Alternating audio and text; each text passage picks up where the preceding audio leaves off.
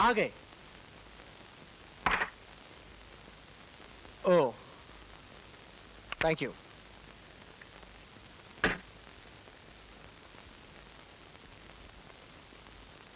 फीकी चाय। लगता है स्वामी को डायबिटीज है, सबको फीकी चाय पिलाता है। कम इन। अरे आप? शुगर। अच्छा वो आप आ गए, मैं तो डर रहा था अब क्या होगा। ये देखिए ना, कुछ सवाल दिए उन्होंने, जवाब चाहिए उन्हें। देखो, मैं तो पढ़ भी नहीं सक रहा हूँ। हाँ। पता नहीं कौन सी भाषाओं में है। जवाब देने की जरूरत नहीं, तुम आराम से चाय पियो। लेकिन मैं उनसे कहूंगा क्या? उनसे कह दो भगवान ने कहा जवाब देना जरूरी नहीं समझते। तो क्या वो मान लेंगे? अगर तुम जवाब लेकर भी जाओगे फिर भी नहीं मानेंगे, सवाल पर सवाल पूछते रहेंगे और तुम फिर भी उन्हें विश्वास नहीं दिला सकोगे। फिर स्वामी कहेगा मैं सबको बेवकूफ बना रहा हूँ। दरअसल वो स्वामी सबको बेवकूफ बना रहा है। हाँ। उससे जाकर कह दो कि भोली भाली जनता को ठगना छोड़ दे, वरना उसका हाल बहुत बुरा होगा। ऐसा बोल दूं? जरूर बोलो, और ये भी कह दो उससे कि अगर पैसा कमाने का इतना शौक है तो ईमानदारी से काम करे। मेरा नाम क्यों बेचता? बिल्कुल ठीक कह रहे हैं, मैं अभी जाके बोल देता हूँ। क्या समझ के रखा है उसने अपने आप को? और ये भी कहना उससे कि मैंने उसे अपना एजेंट नहीं बनाया है, तुम्हें बनाया है। Thank you. अरे नर्क की आग में जलोगे अगर ऐसे काम करते रहे तो। पल पल में तुमसे पाप होते रहते हैं और तुमको पता नहीं चलता, और उसका अंजाम दुख और तबाही, न सिर्फ तुम्हारे लिए बल्कि तुम्हारे पूरे परिवार के लिए। और उससे बढ़कर है उसका गुस्सा, जो बिजली बनकर तुम पर गिरेगा। और इस जन्म में तो क्या, मृत्यु के बाद में भी तुम्हें चैन नहीं मिलेगा।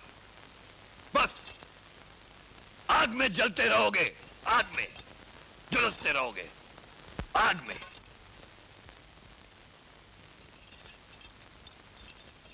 अब इससे बचने का कोई तरीका है, आप लोग पूछेंगे। मैं कहता हूं है एक तरीका, और वो है भक्ति और दान। भक्ति तो आप लोग कर ही रहे हैं, मगर सबसे बड़ा पुण्य है दान। दान दान करो उन गरीबों, अभंगों और विधवाओं के लिए जिनके लिए हमने देश भर में संस्थाएं शुरू की हैं। बाहर गरीब को कुछ रुपए देने से कुछ नहीं होने वाला। उसके भविष्य के बारे में सोचो और इस भगवान के मंदिर में दान करो, ताकि सीधा बेबस और लाचारों के मुख में जाए। दान करो ताकि तुम्हारे पाप जो हैं वो सब धुल जाएं। दान करो कि मरने के बाद आपकी आत्मा को शांति मिले। दान करो कि आपको जिंदगी और मौत के इस चक्र से मुक्ति मिल जाए।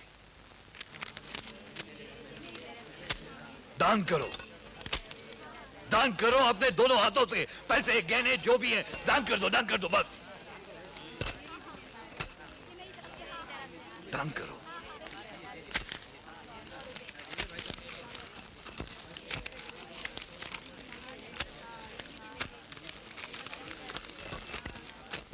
आइए, भगवान मिले? जी हाँ मिले। अच्छा भक्तों, सुना आपने? हम बरसों से आओ भगवान के गीत गा रहे हैं। भगवान आए इस आश्रम में, हमसे नहीं मिले, इनसे मिलने के लिए आए। जवाब लाए? जी भगवान ने कहा है जवाब देने की कोई जरूरत नहीं। अच्छा हाँ। सुना आप लोगों ने? मैंने इससे छोटी सी परीक्षा ली थी, उसमें भी असफल रहा। मुझे तो पहले से ही मालूम था कि तुम ढोंगी हो, ढोंगी। जी ढोंगी मैं नहीं, आप हैं। What? तुम्हारे ये मजाक? क्या कहा तुमने? मैंने नहीं, भगवान ने कहा है। और भगवान ने ये भी कहा है अगर आपको पैसों का इतना ही शौक है तो कोई कारोबार क्यों नहीं कर लेते? बेचारे भक्तों को क्यों बेवकूफ बना रहे हो? जाओ, बस बहुत हो गए, आज मैं तुझे जिंदा नहीं नहीं छोड़ूंगा। बेटा, नहीं, कानून को अपने हाथ में मत लो।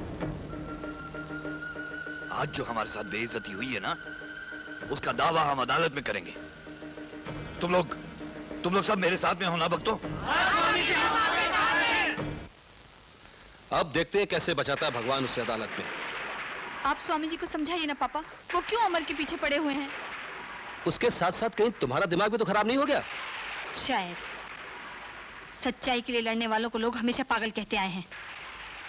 अगर इतना ही भरोसा है उसकी और अपनी सच्चाई पर, तो मुंह लटका क्यों खड़ी हो? इसलिए पापा कि आप भी बाहर के दिखावे में आ जाते हैं। मैं तुमसे फालतू की बहस नहीं करना चाहता।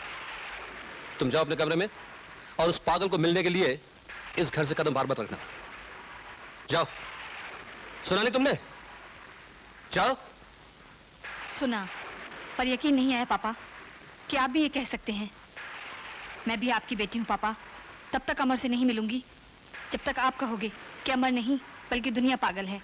और वो दिन आएगा, जरूर आएगा पापा। आप खुद मुझे कहोगे